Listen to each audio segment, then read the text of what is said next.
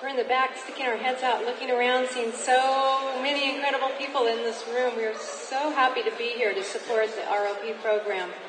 I also saw a couple other folks that we want to acknowledge. I think I saw Allison Thompson, one of our new wonderful city school trustee board members. So I just want to acknowledge, and Vice Mayor Cynthia Matthews I saw as well. So we have the absolute pleasure of introducing your keynote speaker for this evening, for this wonderful event.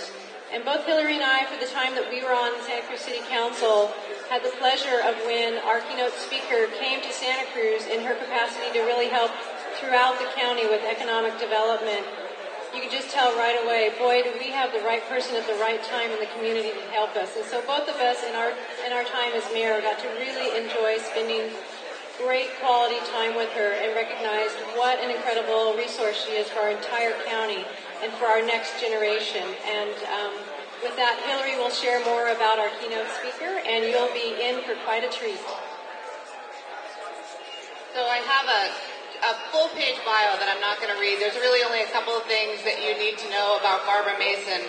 Barbara Mason came to Santa Cruz County in June 2012, and she is literally the one-stop shop for economic development in this county. For the entire county, that's it. It's Barbara Mason. She does everything in economic development for us. She's a tremendous leader in our community, and she also manages to do that with two young sons, one who is 13 and the other is 14, which is a pretty tremendous accomplishment. So with that, Barbara Mason.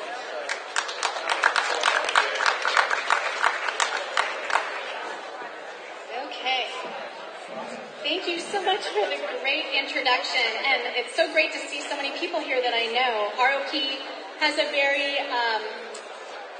special place in my heart because back eons ago in the 80s, way before most of you were born, I got to actually help teach an ROP class in restaurant management. So it was a very long time ago.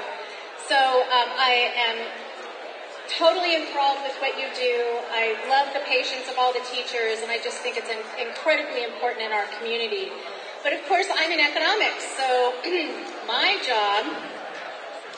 my job is to talk about numbers. And so I'm here this evening to talk to you about the economy and what is happening in Santa Cruz County as we start moving forward. The County of Santa Cruz, just this last November, adopted its first economic plan. And we have an economic strategic plan with a vision statement, and we'll be moving forward with a new work plan for the county for the next 2 years. We're currently working on our budget for that plan, and we're all eagerly anticipating what's going to be happening over the next few years in the county. Next slide. So here's our employment trends right now in the county. Currently, there's approximately 111,000 jobs, about 91,700 employees. About 8,120 people here work from home, which is significantly a high number compared to other counties across the state of California. We have pulled apart some of that number, and that's why if you read in the paper about the Etsy program and that we're training artists on how to sell online right now, that's the reason why. There's over 400 Etsy stores in the county and about 1,200 eBay stores that are actively selling goods online. We have 11,800 sole proprietors, and we did have some job loss during the recession, but we've been superseding those numbers now by leaps and bounds over the last several months. Next slide. So we do have many fabulous companies that are here, as well as education and medical businesses.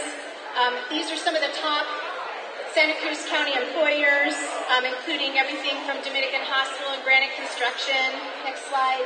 UCSC, Monterey Mushrooms, a lot of businesses that we use on a regular basis. Next slide.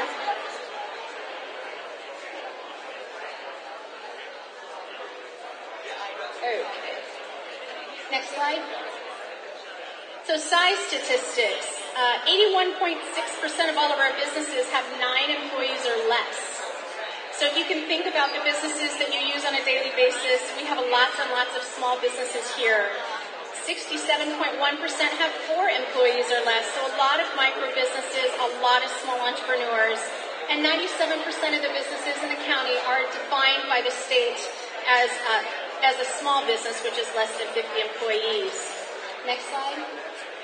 So we talk about something in economic development called the Almighty One. The Almighty One is one job for every working resident in the county. And what does that look like? And in our county, right now we are in a gap of 15,000 to 19,000 jobs. And as a result of that, that's why we see out-commuting. And that's why ROP is so important. So of our out-commuters, next slide. Here's where they're going. 15.1% of them are going to Santa Clara County. And then you'll see the other small amounts. But it's about 30,000 people that are driving out of our county every single day to find employment. Next slide. So here's our highest job density categories in the county.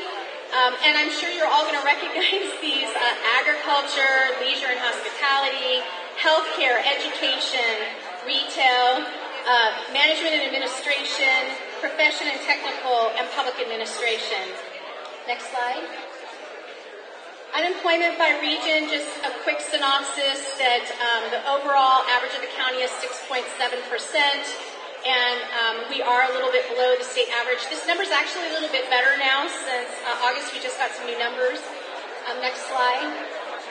But here's the exciting part, and this is, I think, why we're all here today, is to talk about the emerging job trends. Emerging job trends for our county are coming up in 4 very specific areas right now. In technology, which includes all of our startups, and agriculture technology. I know those two things have generally not been used together in the same sentence. Genomics, artificial intelligence and gaming, and recreational products design and manufacturing. And I know we have our bicycle group here today. This is exactly what we're talking about. It's about the creating of the boards. It's creating surfboards, bodysuits. I mean, you go on and on and on about all the great companies that are here and expanding and hiring. Next slide. So what's the impact of this number? So $28, and this is last year's number because it hasn't been updated yet. $28 represents what someone needs to make per hour in order to have a living wage in our county. So, okay, you're laughing, but yes, it's absolutely true. That's where we are right now, and that's because the cost of living is so high. There is a lot of factors that impact that, especially the cost of living, but it also is the amount of housing that we are short currently in our community. So currently we're in deficit of about 2,700 homes for the existing population, and we continue to grow at a very nominal 2% rate a year. So as we keep moving forward, concentrating on housing, really good paying jobs for people will be the focus of the county for the next few years. I will be available for questions if anybody wants to come and talk to me afterwards. I'm happy to answer any, and I hope everybody has a great time at the fair. And I thank everyone again, Mark and his crew, for inviting me to come and speak with you today. Thank you.